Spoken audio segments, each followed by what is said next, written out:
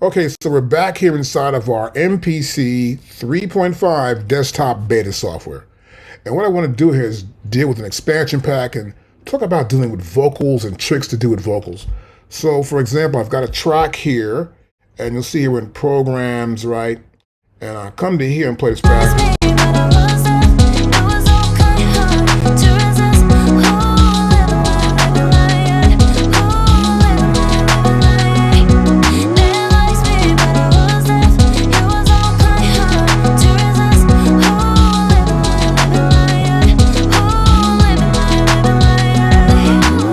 So great. So I'm going to come down to here and I load this in to my system.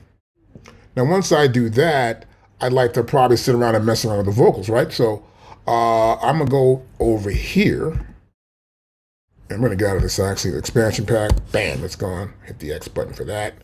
And here I am.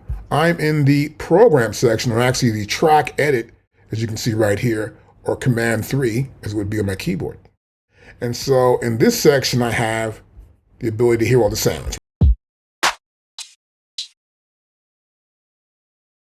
And so now what I want to do is to play back or to hear back where that vocal's at. It should be right about, I think it's here. That's the vocal. So now what I want to do is I want to make copies of this vocal. I'm going to change the pitches of this vocal. So what I want to do next is sort of like go to edit. So I see the sample's name is here. I'm going to go back here to home. Now once in home, you'll notice the sample's already been selected here inside of the sample pool. That's the sample right there. And what I want to do with this sample is make multiple copies of it.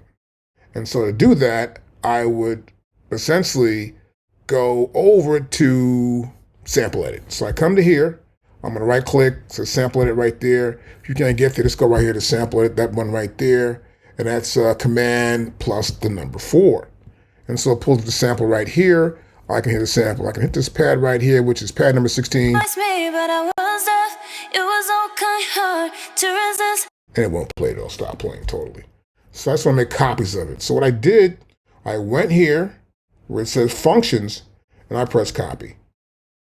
I kept making copies of it. So this is 4 now, so it gives me a brand new name, but let's get out of that. Let's cancel this. I already made the copies. They're right here inside the sample pool. That's the first one, the original. The second one's here.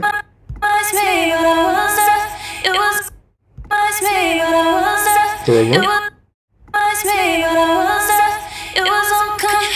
I have 4 different samples. Well, they're actually the same, but they're just 4 different samples with different names. 1, 2, 3, and the first one's the original. We see 89 right there. So what I do is I make those copies, and then I want to go back over to here where it says home, of course. And here I put those copies in. So I got the original sample, which is right down here. That's pad number 10, A10. Stop that. And I want to go to here,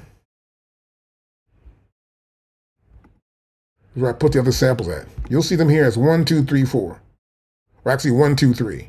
Same samples. What I do normally to sort of get this thing going on is I'll come into here and I'll go into the track edit mode here. And so each track I can edit. So I come to here, you'll see I've got a B bank. I've got 1, 2, and 3 right there. And so what I want to do is change the pitches of these notes. So for example, you hear that notes change.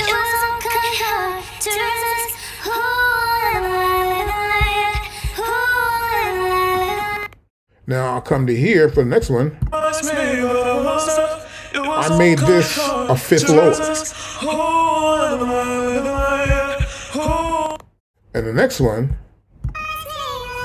that's 7 steps higher. That Minnie Mouse sound. And stop this here too. And of course, this one here is a 2nd up, or 2 semitones up. Now we got that already lined up.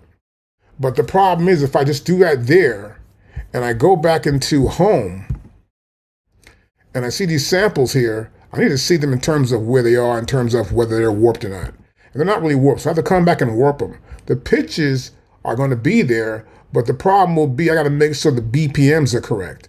So the BPMs are correct here. Once your BPM's correct, and I can come to here, I can warp them. Now, if I don't do that, it's not going to take hold. It's going to be slower and not really form pitch. I make the warp so that whenever I hit the actual pad with that in the original, it sounds good. And the reason why I do, like, for example, not that one, but this one here,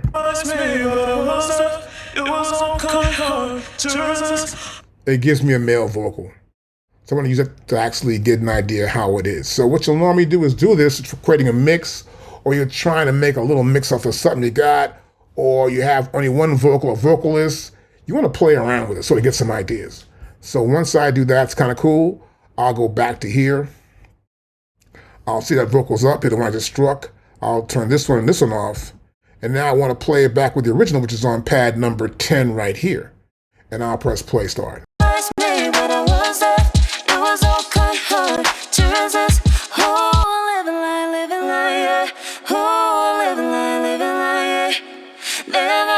But I was deaf, you was all kind hard to resist. Oh, living lie, oh, living lie. Oh, they asked me, but I was deaf, you was all kind hard to resist. Oh, living lie, oh, living lie. They asked me, but I was deaf, you was all kind. I can actually do a duet like that, and it makes it easy for me to do a duet. And so what I can also do is sort of make it even more stronger harmony and chop pieces in and out. But what I want to do, first of all, if I got these two going, I probably want to get them to go into the same area. Now to do this, we go back to our mixing channel here, right here. And I want to go back here to show mixer. Let me just stretch this out a little bit more. We'll see this. Whoops, let me grab it. All right, a little higher there and a little lower here on the edge. And we got it stretched out somewhat perfect. And so I got these two tracks going on. So I want to make sure the output is here. We're going to use submix 1 and submix 1 here too as well. I want to make them blend together. I come to submix 1, it's kind of cool. I'm going to add some sort of effect to get them to blend. I can come here to vocals and I can use some vocal techniques. I want to double them up, right? Come to here, I'll put the doubler in there. Me, but I was deaf, it was all kind hard to resist. Oh, living lie, oh, living lie. Never asked me, but I was deaf, it was all kind. That sounds pretty cool, it works. So I can do that. I'll go back in again. And so I can add more effects. I'm gonna just go right here to see the channel mixer only. I'll come to here. And next thing I want to do here is add some more. So you can come in here, experiment with what you're doing. You may want to add a harmonizer, a tuner, right? I'll keep adding stuff in here to give it the flavor. I will come here to add a chorus as well. I'll go here to harmonics. I want to look at here, and I'm going to look for a chorus I can probably put in here. Get Flavor Pro, no chorus there, so it's going to be a modulation more than anything else will be the chorus. But I should know, but which chorus I'm going to use here? I'm going to use this one here before I use the multi. I'd have that going on. I'd say, okay, let me pull this up and play this back. It was all kind